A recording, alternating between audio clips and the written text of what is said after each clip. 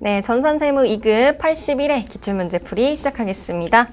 합격률이 39.32%로 높은 합격률로 나왔습니다. 거의 40% 육박하는 합격률이었어요. 대부분 비슷비슷한 유형들로 문제들이 나왔고요. 다만 연말정산에서 거의 안 나왔던 부분인 주택차입금 원리금 상환액, 그 부분이 나왔어요. 어렵게 나온 건 아니고요. 어쨌든 나왔으니까 어떻게 처리하는지 공부하도록 하면서 시작하겠습니다. 자, 이제 81회 해보겠습니다. 도봉산업 회사 코드는 2810번.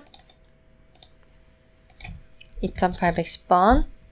도봉산업 접속했고요. 1번부터 해볼게요. 1번.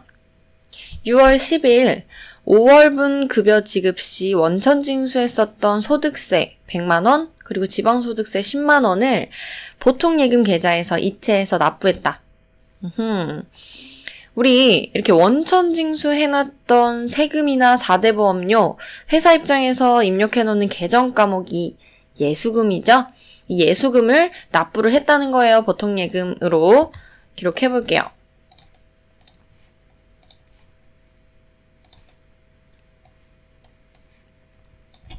자, 6월 10일. 예수금을 납부했다. 그러면 예수금 원래 부채였는데 없어져야겠죠? 부채 감소 차변.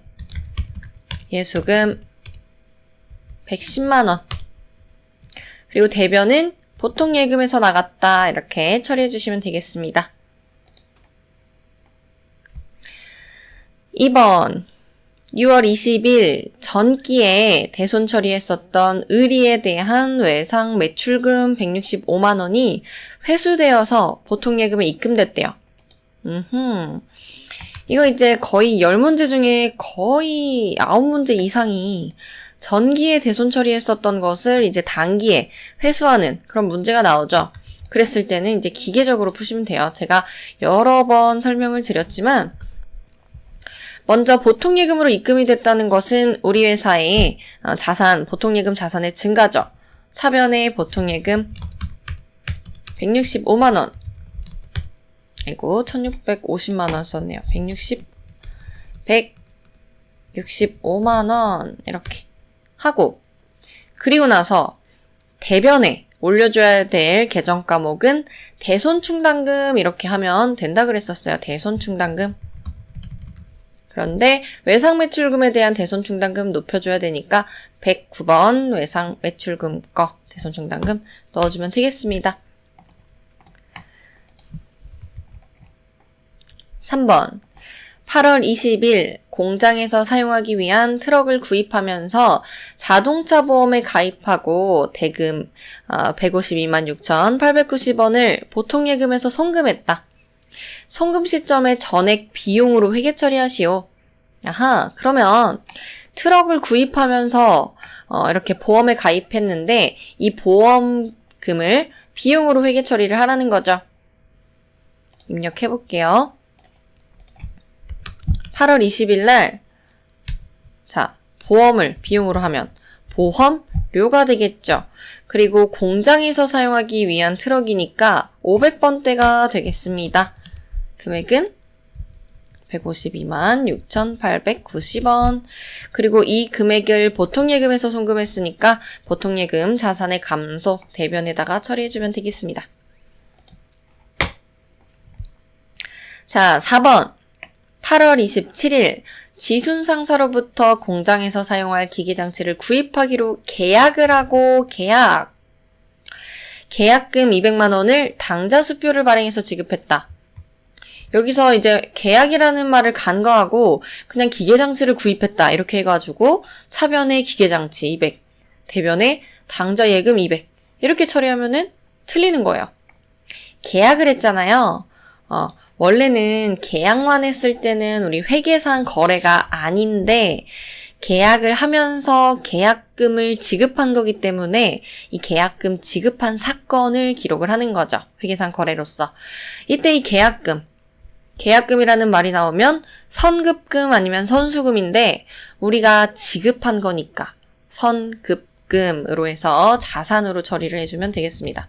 선급금. 근데 누구한테 선급한 거냐? 지순상사한테 했다. 이렇게 밝혀주면 되겠고요. 이 금액을 당좌 수표를 발행해서 지급했으니까 당좌 예금이 감소되겠죠. 200만 원 이렇게 처리해주면 되겠습니다. 자, 5번. 12월 15일 영업부 연말 회식을 연말 식당에서 하고 법인카드로 50만 원 결제했다. 그러면 일단 우리 회식한 거 계정 과목이 회식비, 계정 과목. 복리후생비죠. 복리후생비인데 영업부니까 800번대가 되는 거고요. 이거를 카드 결제했대요. 그러면 미지급금 처리해주면 되겠습니다. 12월 15일 차변에는 복리후생비. 그런데 영업부 거니까 800번대 50만 원이고요. 대변은 미지급금이에요. 카드로 했고 우리 일반적인 상거래, 제품이나 상품, 원재료 이런 부분들 아니니까 이렇게 미지급금 처리를 해주면서 가장 중요한 것은 이 미지급금에 대한 거래처를 밝혀주는 것. 카드회사로. 부자카드. 우리는 이제 카드 결제를 했으니까 카드 대금으로서 이제 결제일에 지급을 해야 되는데 그 카드 대금 지급은 부자카드한테 하는 거죠. 그러니까 미지급금에다가 거래처를 부자카드로 밝혀주시면 되겠습니다. 문제 2번 메인 매출 전표 입력해볼게요. 1번 6월 15일 제품 제조용 기계장치를 중앙에서 부가가치세 포함돼서 1,650만 원에 구입을 하고 매입 쪽이죠? 전자세금 계산서를 발급받았다. 구입대금 중에서 1,100만 원은 보통 예금에서 이체했고 나머지 550만 원은 앞서 지급한 바 있다. 선급했었네요. 그러면 선급금으로 이렇게 상계 처리해주면 되겠죠? 일단은 구입이면서 세금 계산서 발급받았고 따로 불공사유가 아니니까 51번 과세 처리하면 되겠습니다. 메인 매출 전표. 자, 6월 15일 유형은 51번 과세. 품목은 기계장치고요. 공급가액은 지금 부가가치세가 포함되어 있는 게 1,650만 원이니까요. 나눠줘야겠죠. 1.1로 나누면 1,500만 원 그리고 150만 원이 나오게 되어 있어요. 1,500만 원, 150만 원. 그래서 합쳐서 1,650만 원 됐죠. 거래처 코드는 중앙. 전자인가요? 보니까 전자세금 계산서 발급받았다. 맞아요. 1번. 분계는 이제 좀 복잡하겠죠. 3번 혼합으로 처리를 해서 먼저 기계장치를 샀으니까요. 차변의 원재료가 아니라 기계장치다 라고 바꿔줘야 되고요. 그 다음에 대변에다가는 우리 보통 예금으로 1,100만 원은 지급을 했대요. 1,100만 원. 나머지 550만 원은 그 앞전에 계약금으로서 이렇게 선급했었던 금액이 있었다. 그러니까 이번에 상계 처리해주면 되겠습니다. 선급금 냈던 걸로 상계 처리하겠다. 이렇게 550만 원 입력하면 완성입니다. 자, 2번. 7월 2일 날 영업부에서 사용하는 영업용 승합차 3000cc구 9인승을 유진카센터에서 수리하고 법인 신용카드로 44만 원 부가세 포함 결제했다. 차량 유지비로 처리할 것. 먼저 카드로 했네요. 카드로 우리가 결제를 한 거고 또 부가가치세가 포함이 되어 있으니까요. 가가 될 거예요. 과. 그리고 매입한 입장이니까 57번 카가가 되는 거예요. 그리고 여기서 선생님 이거 업무용 승합차 영업부 하면은 매입세액 불공제 아닌가요? 이렇게 충분히 생각하실 수 있는데 그래서 여기서 힌트를 줬어요. 9인승이라고 줬어요. 우리 8인승 이하까지가 이제 소형 승용차고 9인승부터는 소형 승용차가 아니기 때문에 매입세액 불공제 대상이 아닌 거예요. 그래서 이 부분은 사실은 카드로 안 나오고 그 세금 계산서를 받았다 이렇게 나왔을 때 조금 더 오답률이 높았을 것 같은데 지금은 카드로 나와서 그냥 되겠지 하고 푸신 분들도 좀 있을 것 같아요. 어쨌든 여기서 한번 더 기억을 해두세요. 9인승 이상이니까 이거는 매입세 공제 되는 부분이다. 자, 7월 2일 매입에서 카과 57번 카과 품목은 업무용 승합차 공급 가액은 신용카드나 현금영수증 건별은 부가세 포함된 것 그대로 넣는다 그랬죠. 44만원. 거래처 코드는 유진 카센터. 신용카드사는요. 대한카드. 분계는 이제 3번 혼합으로 해서 원재료 때문에 돈 쓴 게 아니고 우리 차량 유지비로 처리를 하라 그랬죠? 차량 유지비 때문에 쓴 겁니다. 밝혀주고요. 근데 영업부이니까 800번대 처리해주면 되겠습니다. 그리고 이 금액은 우리 지금 카드로 긁었죠? 미지급금 처리하면 돼요. 미지급금. 대신 여기서 중요한 거 있죠? 여기서 중요한 거. 미지급금을 유진카센터한테 하는 게 아니라 우리 이제 카드사한테 대금 결제해줘야 되는 거죠. 그러니까 이 거래처를 대한카드로 바꿔주는 것이 카드, 과세일 때, 이럴 때 카드 관련된 문제일 때 가장 중요한 것은 이제 거래처 바꿔주는 거죠. 다시 한번 기억하시고요. 3번 8월 5일 날 다음은 당사에서 발급한 전자세금 계산서 자료이다. 메인 매출 전표에 입력하시오. 그래서 보니까 우리 도봉산업이 이렇게 제품을 매출했네요. 그리고 공급가액은 1,500만원, 세액은 150만원, 현금으로 1,000만원 받았고 나머지는 외상매출금 이렇게 처리해주면 되겠죠. 날짜가 8월 5일. 매출. 이고 전자세금 계산서니까 11번 과세가 되겠고요. 제품을 팔았고 아까 전에 공급가액이 1,500만 원이었어요. 1,500만 원, 부가세 150만 원. 코드는 민국. 전자인가요? 맞아요. 전자고요. 분계는 혼합이었습니다. 혼합으로 1,000만 원은 현금, 나머지는 650만 원은 외상매출금.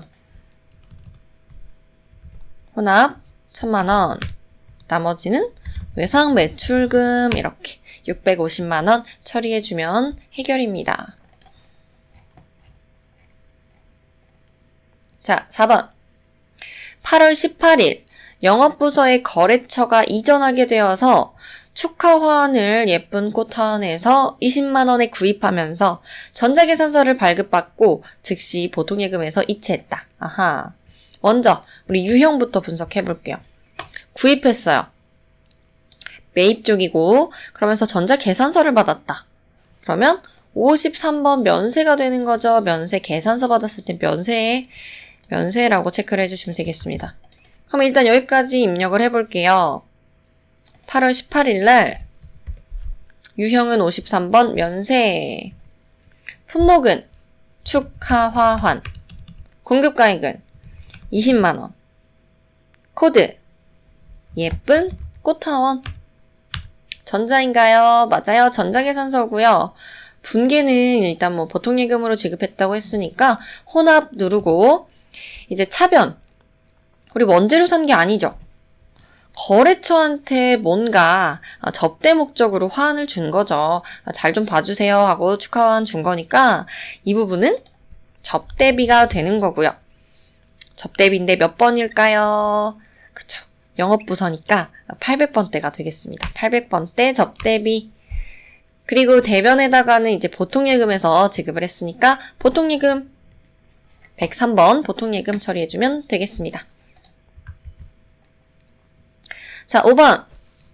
9월 16일 생산부서의 회식비로 현금 77만원 부가가치세 포함을 강남식당 일반가세자에게 지불하고 현금 영수증을 발급받았다.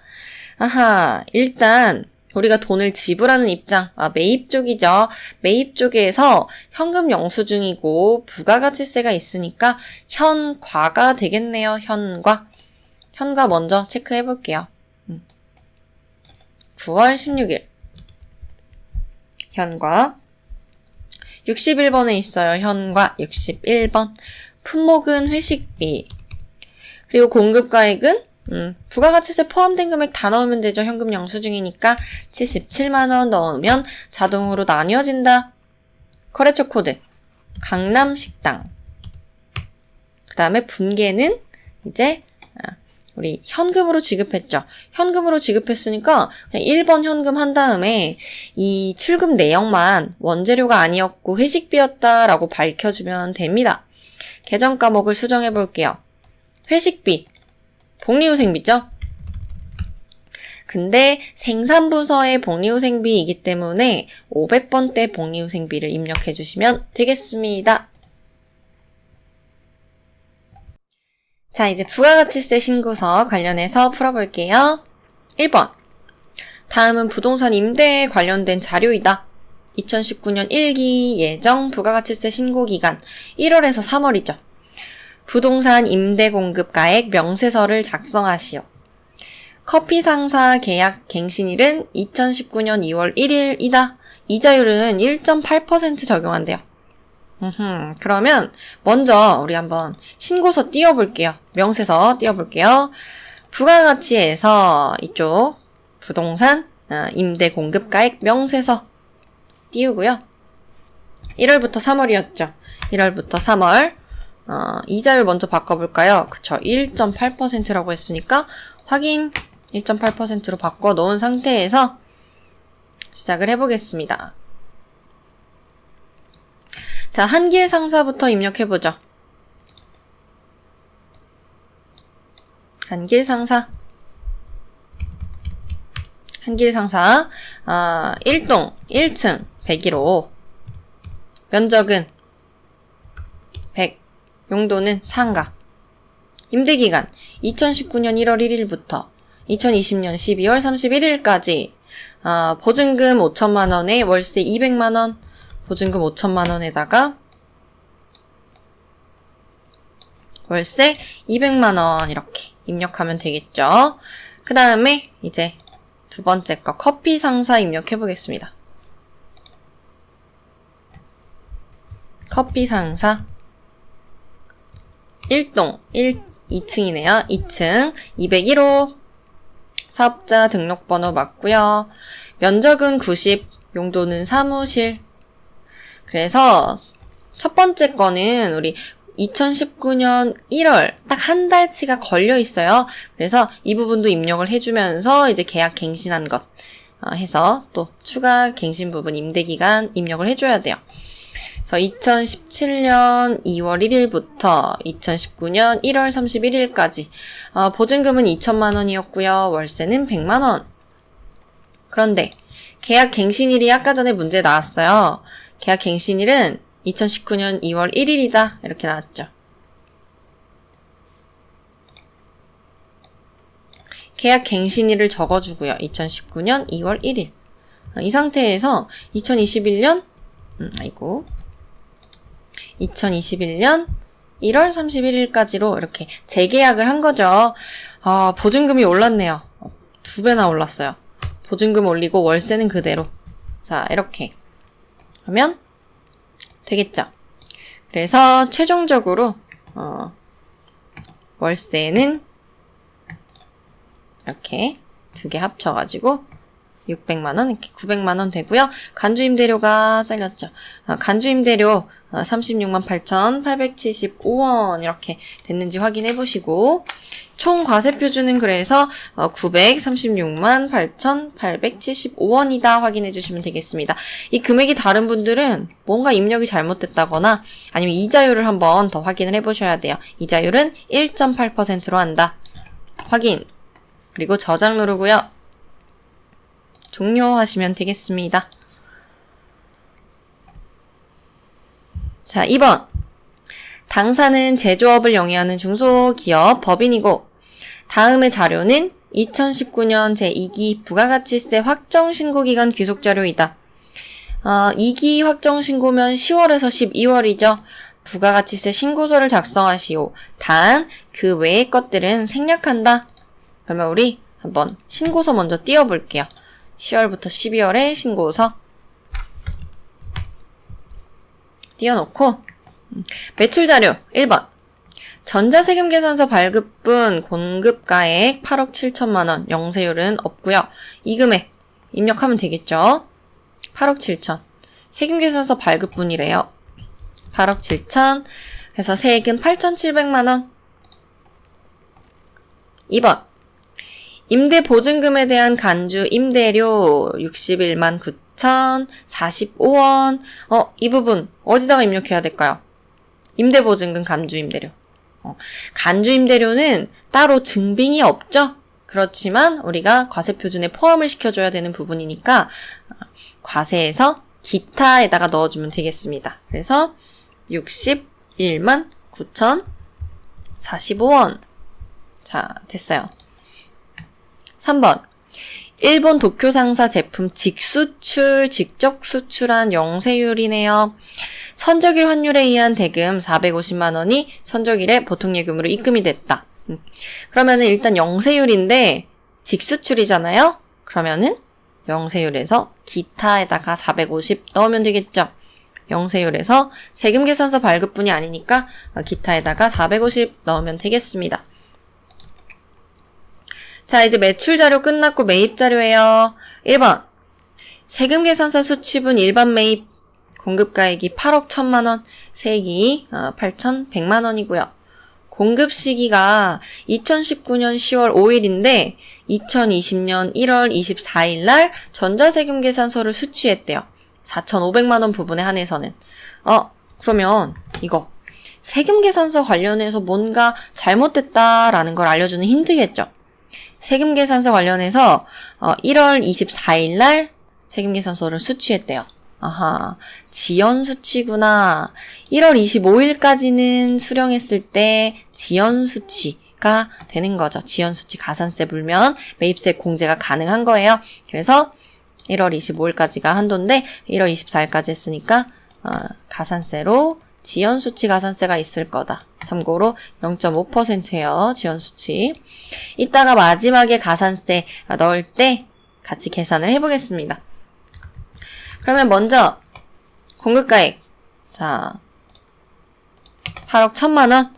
세금계산서 일반 매입분에서 8억 1천만 원 넣고 8,100만 원 넣으면 되겠죠. 그 다음에 2번. 세금계산서 수취분 고정자산 매입 1번과 별개로 고정자산을 매입했대요. 세금계산서로. 공급가액은 1억, 세액은 1천만 원, 9인승 업무용 차량. 아하, 여기 나왔네요. 9인승 업무용 차량이다 그러면 소형 승용차가 아니에요. 8인승까지가 소형 승용차예요. 그렇기 때문에 이거 보고서 업무용 차량이네, 이거 불공제 대상이네 라고 생각하시면 안 되는 거예요. 9인승이면은 우리 소형 승용차가 아니기 때문에 매입세 공제가 되는 부분이다. 그러면 1억만 이 세금계산서 수취분 고정자산에다가 넣어주면 되겠죠. 1천만 원 됐어요. 그 다음 3번. 법인 신용카드 매출전표 수취분 공제 대상 일반 매입분이다. 990만 원. 부가세 포함이네요. 그러면 이거 부가세 제외된 걸로 금액을 바꿔보면 1.1로 나누면 되고 900만 원. 그리고 세금은 90만 원. 이렇게 되겠죠. 합쳐서 990. 신용카드로 이제 매입세 공제되는 일반 매입 부분 넣어볼게요. 900만 원. 어디다 넣냐? 그 밖에 공제 매입세액 14번. 이쪽 밑에 하단부에 있어요. 여기에서 신용카드 매출 수령 금액 합계표. 마침 일반 매입에 딱 표시가 됐네요. 우연찮게. 그래서 여기 41번에다가 900만 원 그리고 90만 원 넣어주면 되겠습니다. 이렇게. 그리고 마지막으로 우리 다 끝났는데 이제 가산세 처리를 해야겠죠. 가산세. 가산세는 여기 가산세 개의 차. 누르고. 그 다음에 세금 계산서 관련해서 지연수취에다가 넣어주면 돼요. 지연수취했다. 1월 25일까지는 받아도 지연수취 가산세만 물면 매입세 공제가 되죠. 그래서 4,500만 원 넣어주면 되겠습니다. 자, 4,500만 원 해서 가산세는 22만 5천 원 됐어요. 저장. 종료.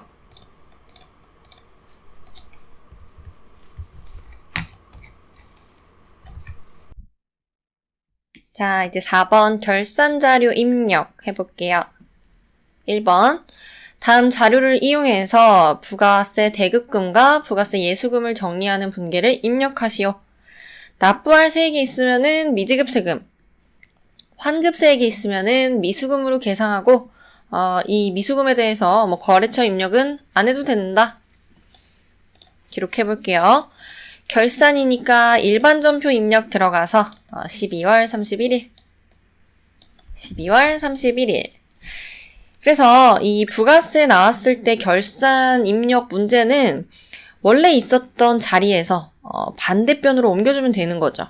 부가세 대급금은 원래 자산인데 자산이니까 차변에 있었을 건데 대변에다가 없애주면 되겠고요. 대변에 부가세 대급금 1,800만 원. 그 다음에 원래 부가세 예수금은 부채니까 대변에 있었던 건데 차변에다가 없애주면 되겠죠. 차변에 부가세 예수금 1,000만 원. 자, 이렇게 하고 나니까 지금 차변에 800만 원이 비어 있어요. 그러면 차변을 채워주려면은 지금 미지급 세금 부채죠. 미지급 세금. 아직 안 낸 거니까 내야 되니까 부채. 미수금은 환급 받을 거니까 미수금. 아직 돈을 못 받은 상태니까 자산. 자, 차변의 금액이 비면은 자산을 채워 넣어야겠죠? 그렇게 해서 미수금 넣어야 되겠구나. 이렇게 생각하실 수도 있겠고, 아니면 부가세 대급금이 이제 매입세액이에요. 매입세액. 매입세액은 우리가 돈 낼 돈에서 마이너스 치는 세금이고, 부가세 예수금은 매출 세금, 내야 될 세금. 근데 내야 될 세금 1,000만 원보다 빼야 될 세금이 더 크니까 돌려받겠다. 800만 원 돌려받겠다. 그러니까 환급세액 미수금 이렇게 800만 원 계상을 해도 되고요. 아이고, 이 지금 계정 과목을 제가 공사 미수금으로 잡았는데 이거는 그냥 미수금 120번 미수금으로 해야 돼요. 120번 미수금 이렇게 처리해주면 되겠습니다. 근데 정답률을 높이기 위해서는 아무래도 차변에 금액이 비어 있으니까 차변은 자산이네, 미수금, 자산 이렇게도 한번 검토해 볼 수가 있겠죠. 자, 2번. 당사가 보유하고 있는 다음에 매도 가능 증권 투자 자산의 내역을 반영해서 기말 매도 가능 증권 평가에 대한 회계 처리를 하시오. 평가하래요. 매도 가능 증권 평가. 그러면은 2019년도에 취득한 가격이 1억 3,250만 원인데요. 2019년 기말 12월 31일 현재 공정가액을 보니까 1억 2,500만 원으로 떨어졌어요. 얼마 떨어졌냐? 750만 원 떨어졌네요. 750만 원 떨어졌어요. 그러면은 이제 평가를 해줘야겠죠. 떨어졌으니까 무슨 손실하면 될 텐데. 자, 12월 31일 날 일단 매도 가능 증권이라는 자산 자체가 750만 원 감소됐다라고 평가를 해줘야겠죠. 자산의 감소니까 대변에다가 매도 가능 증권 해야 되는데 매도 가능 증권 치면은 두 개나 나와요. 123번, 178번. 근데 178번은 이제 투자 자산이고요. 즉 비유동 자산이죠. 1년 넘게 회수되려면 1년 넘는 것들. 근데 123번은 유동 자산이에요. 유동 자산. 문제에서 투자 자산이라고 주어졌으니까 우리는 178번 매도 가능 증권을 750만 원 깎아주면 됩니다. 그리고 차변의 금액이 비었으니까 무슨 손실, 매도 가능, 평가, 손실 이렇게 처리해주면 되겠죠. 3번. 대출금에 대한 이자 지급일은 매월 16일이다. 당해년도분 미지급 비용을 인식해서 회계 처리를 해라. 거래처 입력은 안 해도 된대요. 금리는 변동금리로 은행에 문의한 결과 2019년 12월 16일부터 2020년 1월 15일까지 지급되어야 할 이자는 250만 원이었으며 이 중에서 2019년 12월 31일까지 발생하는 이자는 130만 원이다. 그러니까 이게 한 달치 이자를 매월 16일 날 지급을 하는 건데 지금 일단 19년 12월 16일 날은 한번 지급이 된 거고 12월부터 12월 31일까지 이제 결산일이 같이 걸려 있으니까 그때까지 발생한 이자는 그래도 결산 시에 정리를 하고 넘어가자라는 거죠. 이게 연말이라서 이렇게 되는 거고요. 그래서 지금 16일부터 31일까지 발생한 이자분은 130만 원이다. 이렇게 이자 비용을 인식시켜주면 되겠습니다. 이자 비용 130만 원의 이자 비용을 인식해 볼게요. 이자 비용은 차변, 이자 비용이니까 차변 130만 원이고요. 그리고 대변에다가 비용은 발생했는데 아직 미지급한 상태입니다. 다음 달 16일 날 지급할 거니까. 그럴 때 쓰는 계정 과목이 미지급 비용이죠. 미지급 비용 처리하면 되겠습니다. 자, 여기까지 한 다음에 보니까 4번부터는 뭐 대손충당금 설정, 5번 보니까 기말재고자산, 그러니까 우리 결산, 자동 결산으로 넘어가면 되겠죠? 결산 자료 입력 눌러서 문제 읽어볼게요. 외상 매출금과 미수금 기말잔액에다가 2%의 대손율을 적용해서 대손충당금을 설정하시오. 일단 여기서 봤을 때 외상 매출금은 이렇게 대손충당금 설정할 때 대손상각비고 미수금은 기타의 대손상각비죠. 이거 하나 머릿속에 넣어두시고 이제 퍼센트가 2%다. 참고해서 대손상각 버튼 눌러가지고요. 퍼센트를 2%로 바꿔줘요. 그리고 외상 매출금은 우리 이렇게 하기로 했고 받으러 오면 안 해도 되니까 스페이스바 해서 없애주고 단기 대여금 없애주고요. 선급금 없애주고요. 지금 하라고 한 게 외상 매출금과 미수금이니까 이렇게 두 개만 해주면 됩니다. 금액은 외상 매출금은 288만 5,200원 그 다음에 미수금은 83만 4,000원 이렇게 그래서 지금도 유형 보면은 자동으로 판관비로 외상 매출금 건 잡히죠. 대손상각비. 그 다음에 미수금 건은 영업 외로 잡혀 있어요. 기타의 대손상각비로 들어가는 거예요. 결산 반영 하면 밑으로 내려보면요. 대손상각비에 이렇게 외상 매출금 거 들어가 있고 또 이제 쭉 내려가서 영업 외 비용으로 가보면 기타의 대손상각비에 미수금 잡혀 있죠. 이렇게 머릿속에 한 번 더 넣겠습니다. 5번. 결산일 현재 재고자산은 다음과 같다. 결산 자료 입력을 이용해서 결산을 행하시오. 원재료 7,500만 원 있대요. 근데 선적지 인도 기준 선적된 미착 원재료, 아직 도착 안 한 원재료가 150만 원이 있고 그것이 불포함된 금액이다. 그러면은 선적지 인도 기준이면은 배에 이 물건이 딱 실어졌을 때 그때부터 이제 구매자의 재고자산이 되는 거죠.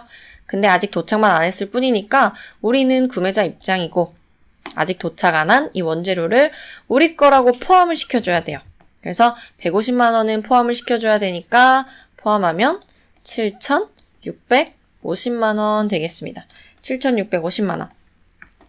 그 다음에 제공품은 뭐 따로 비고란에 없고요. 이대로 입력하면 되고 제품 보니까 수탁자가 보관 중인 제품 200만 원이 불포함되어 있다. 우리가 뭔가 좀 이것 좀 팔아줘 라고 하면서 적송품을 보냈나 봐요. 수탁자한테. 근데 이 제품은 불포함이 되어 있네요. 이거 우리 거죠? 수탁자 제품 아니죠? 수탁자가 팔기 전까지는 위탁자의 제품이기 때문에 이 금액도 포함을 시켜줘야 돼요.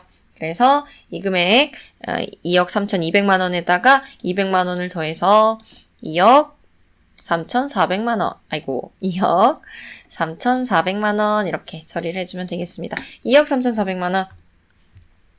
이거를 그냥 이렇게 할게요. 2억 3,400만 원. 이 금액은 7,650만 원 이렇게. 자, 그럼 이제 맨 위로 올려서 원재료 재고액 여기 써놨죠. 7,650만 원. 7,650만 원. 그 다음에 밑으로 내려서 제공품 재고액은 5천만 원이었어요. 5천만 원. 그리고 제품 재고액은 2억 3,400만 원. 이렇게. 2억 3,400만 원 입력하면 되겠습니다. 이 상태에서 이제 전표 추가 꼭 해줘야 되죠. 전표 추가. 예. 확인, 완료된 거 확인하고 꺼주시면 완성입니다. 자, 이제 마지막 문제 5번 유형 풀어볼게요. 1번. 다음은 생산직 직원 신나라 씨 입사일이 나와 있고요. 생계를 같이 하고 있는 부양가족에 대한 자료이다. 신나라 씨를 사원 등록 코드 번호는 201번으로 하고 기본사항 입력은 생략을 하되 기본사항은 이 정도 주어진 것만 하고 나머지 세부담이 최소화되도록 부양가족 명세에다가 입력하시오. 단 부양가족이 모두 등록한 다음에 기본공제 대상자가 아니면은 부라고 표시를 해라. 이렇게 입력해볼게요. 그러면 원천징수에서 사원 등록 들어가고요. 여기서 201번에다가 신나라씨 입력하면 되겠죠? 다른 정보 없으니까 입사 연월일 정도만 2019년 8월 1일 이렇게 처리를 하면 되겠고요. 부양가족 명세 들어갈게요. 부양가족 명세. 자, 신나라 지금 주민등록번호 주어졌네요. 그럼 주민등록번호까지는 입력할게요. 주민번호 760-420-1234-567 부양가족 명세. 사실은 지금 찝찝하면 이 생산직이라고 알려줬으니까 생산직까지도 여라고 하시는 게 사실 보수적으로는 좋아요. 우리 기출문제에는 이것까지는 안 나왔는데 여기까지 정보가 주어졌으니까 하시고 세대주다. 세대주 표시되어 있죠? 세대주 표시되어 있고요. 자, 본인은 입력됐어요. 그 다음에 배우자 오연지 복권 당첨금만 1억이 있네요. 복권 당첨금 1억. 이 복권 당첨금은 무조건 분리과세 대상이죠. 그렇기 때문에 종합소득 금액을 따질 때 고려를 안 하는 금액이다. 그래서 이 배우자는 가능한 거죠. 기본공제가. 종합소득 금액은 빵원이니까 종합소득 금액 플러스 퇴직소득 금액, 양도소득 금액이 100만 원 이하여야 되는데 현재 빵원인 거죠. 그래서 연말관계는 배우자 3번 오연지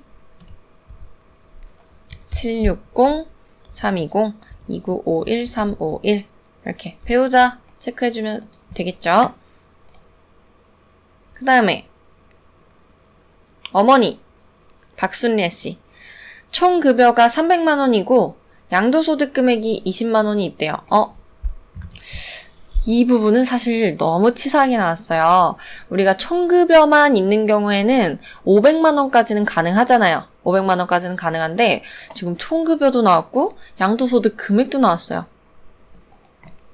이 총급여가 어떤 식으로 구조가 이루어지냐 한다면 자, 근로소득 금액은요. 총급여에다가 빼기 근로소득 공제를 뺀 것이 이제 근로소득 금액이 되는 거죠. 그런데 우리가 근로소득 공제까지는 당연히 안 외워요. 안 외우는데 지금 근로소득 공제가 얼마냐까지 알아야 이 근로소득 금액을 구할 수 있는 문제가 나온 거죠. 그래서 지금 총급여가 300만 원이고 근로소득 공제는요. 500만 원까지는 70%를 공제해줘요. 500만 원까지는 70% 공제를 해줘요. 그러면 300만 원에다가 70%면 210만 원이죠. 210만 원을 공제해주는 거예요. 그러면 근로소득 금액은 90만 원이 되겠죠. 300만 원에서 210만 원 빼니까. 그쵸? 90만 원. 그러면은 근로소득 금액 90만 원에다가 양도소득 금액이 양도소득 금액이 지금 20만 원이라고 한 거잖아요. 그럼 합치면 110만 원이죠. 그러니까 100만 원이 넘는단 말이에요. 그래서 지금 이 경우에는 100만 원이 넘으니까 공제가 안 되는 케이스인 거예요. 너무 어렵죠. 어렵다기보다는 사실 좀 치사하긴 했죠. 거의 틀려라 하고 낸 문제 수준이었어요. 이 정도면은. 근데 여기서 궁금해하실 분들이 있을 수 있어요. 선생님, 그러면은 총급여가 500만 원일 때는 왜 기본공제 대상자로 해주나요? 총급여 빼기 근로소득 공제 500만 원까지는 70% 공제라 그랬죠. 이게 총급여가 500만 원이고 그럼 70%면은 350만 원 빼주는 거잖아요. 그러면은 이거 그냥 여기다가 해보면 그러면은 150만 원이 근로소득 금액이 되는 건데 100만 원이 넘잖아요. 왜 해주는 거예요? 이 부분은 사실은 근로소득 공제가 개정이 돼서 그래요. 근로소득 공제가 원래는 500만 원까지는 80%였어요. 그러면은 80%면은 400만 원이 빠지죠. 그래서 근로소득 금액은 100만 원이었던 시절이 있었는데 이 근로소득 공제가 개정이 되면서 500만 원까지는 70% 공제다. 이렇게 개정이 됐기 때문에 지금 그냥 그 전처럼 총급여 500만 원까지는 그냥 150만 원이지만 넘어가 줄게 라고 되어 있는 상태인 거예요. 그래서 근로소득 금액이 비록 150만 원이지만 기본공제 대상자로는 여전히 유지가 되는 상황. 하지만 이것은 총급여만 있는 경우에요. 총급여, 근로소득만 있는 경우에는 이렇게 된다는 거고 지금은 총급여 플러스 양도소득 금액까지 있으니까 이게 적용이 안 되는 거예요. 그래서 90만 원 플러스 220만 원으로 해서 110만 원이다. 그러면 박순례 씨는 안 돼요. 그렇지만 입력은 하라 그랬죠? 그러니까 입력은 할게요. 입력은 해야 된다. 박순례 씨는 본인의 어머니니까 소득자의 직계존속 1번 박순례 491228 2346 418 그래서 부 표시해주면 되겠습니다. 그 다음에 동생 신기혜씨 장애인이에요. 장애인이면은 나이를 안 따져요. 원래 동생은 만 20세 이하거나 만 60세 넘어야지만 기본공제 대상자가 되는 건데 장애인인 경우에는 나이 요건은 안 따지죠. 그래서 상관은 없어요. 근데 퇴직소득 금액이 4천만 원 있대요. 그러면 소득 요건이 안 되는 거죠. 소득 요건이 안 되기 때문에 동생도 안 돼요. 부. 그렇지만 입력은 하겠습니다. 동생은 형제자매 6번이죠. 79 79 11 24 25 14 6 14 그래서 부 처리해주면 되겠습니다. 그 다음에 자녀 2명이 있고요. 한 명은 일용 근로소득 금액이 1,000만 원 있다. 아하, 이것도 어렵게 나왔죠? 일용직 근로소득 금액은 무조건 분리과세 되는 대상이에요. 분리과세 돼요. 그렇기 때문에 종합소득 금액으로는 합산이 하나도 안 돼서 빵원이다 생각하시면 돼요. 그래서 가능하고요. 나이 요건만 일단 계산을 해봐야겠죠. 2019년까지는 99년생까지는 기본공제 대상자로 나이 요건은 돼요. 그리고 또 둘째 보니까 이번 연도에 태어났네요. 근데 둘째 체크를 해줘야겠어요. 둘 다 일단 가능하다 입력해볼게요. 자녀는 4번 신아름 990508 2145188 그래서 20세 이하 맞죠? 그리고 7세 이상이니까 자녀 세액공제가 되는 거 체크가 됐고요. 그 다음에 둘째 신보름이네요. 신보름 4번 신보름 190 120 4665 154 이번에 태어났고요. 출산 입양해서 둘째로 바꿔줘야 되겠죠? 둘째로 바꿔주고 자녀 세액공제는 만 7세 이상이 아니니까 체크 안 해주시는 게 맞습니다. 자, 이렇게 해서 첫 번째 문제는 끝났어요. 종료. 어려웠습니다. 난이도가 좀 있었어요. 2번 2019년 7월 1일 입사한 김강남의 연말정산 자료는 다음과 같다. 연말정산 추가 입력에 전근무지를 반영한 소득명세, 연금저축, 연말정산 입력 탭을 작성하시오. 하라는 게 많네요. 일단 전근무지는 입력을 해야 될 것 같아요. 자, 2019년 6월 말까지 다니던 직장 강남 상사에서 받은 근로소득 원천징수 영수증을 입력하시오. 이거 입력하면 되고요. 그리고 2019년 7월에 직장 근처로 이사하면서 전세자금 대출을 받았다. 해당 주택은 국민주택 규모의 주택이며 은행으로부터 대출을 받았고요. 김강남 씨는 과세기간 종료일 현재 무주택 세대주다. 부양가족은 없다. 전근무지 입력해볼게요. 전근무지 입력을 연말정산 추가자료 입력 들어가서요.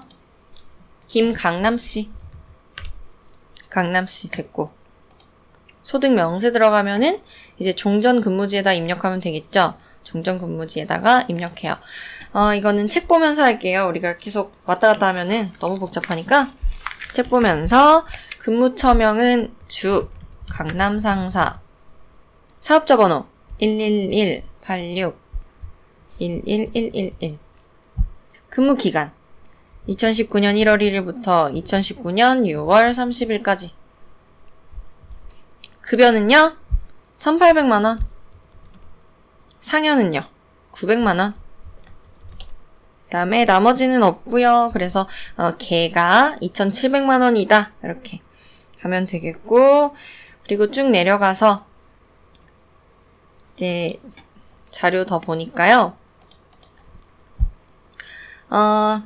밑에 이 표들 밑에 국민연금 81만원 나와있고 건강보험도 나와있죠. 입력하라는 대로 입력하면 되겠습니다. 일단은 국민연금 여기 있죠. 81만원 그 다음에 건강보험료 82만 4,400원 장기요양보험료 62,000원 고용보험료 17만 5,500원 이렇게 됐고 그 다음에 이제 기납부세액 입력을 해줘야겠죠. 기납부세액은 결정세액 72번 동그라미 72번에 결정세액 입력해주면 된다고 말씀드렸었습니다. 여러 번 결정세액으로 넣는 거예요. 그래서 소득세 42만원 그 다음에 지방소득세는 42,000원 이렇게 넣어주면 완성됐습니다. 이제 전근무지는 해결했고요. 이제 김강남의 연말정산 자료만 잘 처리하면 되겠죠? 일단은 뭐 부양가족 없대요. 본인 것만 있으니까 훨씬 덜 복잡할 거예요. 보험료는 자동차 보험료 54만원 되죠? 근데 저축성 보험료 안 되죠. 보장성 보험료만 되는 거니까 저축성 안 된다. 그래서 54만원만 입력해주면 되겠고요. 연말정산 입력 탭에 가서 일반 보장성 보험료에 54만원 넣습니다. 그 다음에 교육비 본인 야간 대학원 등록금 500만원 본인 거 대학원 등록금은 교육비 공제 가능하죠. 전액 가능하죠. 그래서 교육비에다가 본인 거 500만원 넣어주면 되겠습니다. 확인. 자, 의료비 시력 보정용 안경 구입비 50만원. 이렇게 안경, 시력 보정용 콘택트 렌즈 하면은 1년에 50만원까지 의료비 공제가 가능하죠. 근데 본인 신용카드 결제했대요. 신용카드랑 의료비는 중복 공제가 가능하니까 신용카드에도 넣어라 라는 거죠. 그래서 신용카드 등 사용액 한번 슬쩍 보니까요. 신용카드 사용액에 안경 구입비 포함되었다라고 써있어요. 그러면 그대로 냅주면 되는 거죠. 포함이 가능하니까. 그래서 50만원 되고 본인의 질병치료비 300만원. 그래서 총 350만원 되네요. 의료비에다가 총 350만원 넣어주면 되겠습니다. 본인 거에다가 350만원. 확인. 그 다음에 이제 신용카드 사용에 안경 구입비 포함된 거 잘 한 거고요. 직불카드, 현금 영수증 따로따로 깔끔하게 있네요. 입력해볼게요. 신용카드는 42번에 있죠. 그래서 신용카드 사용액은 1,120만원이라고 했고 그 다음에 직불카드, 현금 영수증 먼저 20만원 있으니까 입력하고요. 직불카드 사용액은 130만원이라 그랬어요. 넣어서 확인. 그 다음에 주택차입금 원리금 상환액 그랬을 때 주택임차 차입금 원리금 상환의 공제 요건을 충족한다고 가정한다. 보통 문제가 나오면 이거를 우리가 되는지 안 되는지 확인하기가 사실 엄청 복잡스럽죠. 복잡스러워요. 주택 관련해서. 그래서 보통은 이렇게 충족한다라고 문제 나옵니다. 원리금 상환액이니까요. 원금과 이자 다 공제가 되는 거예요. 그래서 원금 상환액 300만원과 이자 상환액 30만원 두 개 합쳐서 넣으면 되겠습니다. 어디다 넣냐면요. 위로 조금만 올라가서 주택차입금 원리금 상환액 이쪽에다가 더블 클릭해서 넣어주면 되는 거고요. 아까 전에 위에 단서에서 우리 그 전근무지 입력하기 전에 은행한테 빌렸다고 써져 있었어요. 민국은행한테 대출 받았다 써 있었으니까 대출기관한테 받았다 해서 330만원 넣어주면 되겠습니다. 확인. 됐고 마지막 퇴직연금. 퇴직연금 본인 불이백 120만원 신한은행 계좌번호는 110-110-110 입력하면 되겠죠. 퇴직연금은 우리 연금저축 등 첫 번째 탭에서 여기 1번이 퇴직연금이고요. 2번이 이제 연금저축이죠. 그래서 퇴직연금에다가 넣어주면 되는 거예요. 퇴직연금을 구분해보자 했을 때 1번 있죠. 1번 퇴직연금 1번 코드는 아까 신한은행이라고 했고 신한은행 계좌번호는 110-110-110 납입금액은 120만원입니다. 이렇게 처리를 해서 종료. 그래서 여기까지 해서 81회 기출문제 풀이 마치겠습니다. 수고하셨습니다.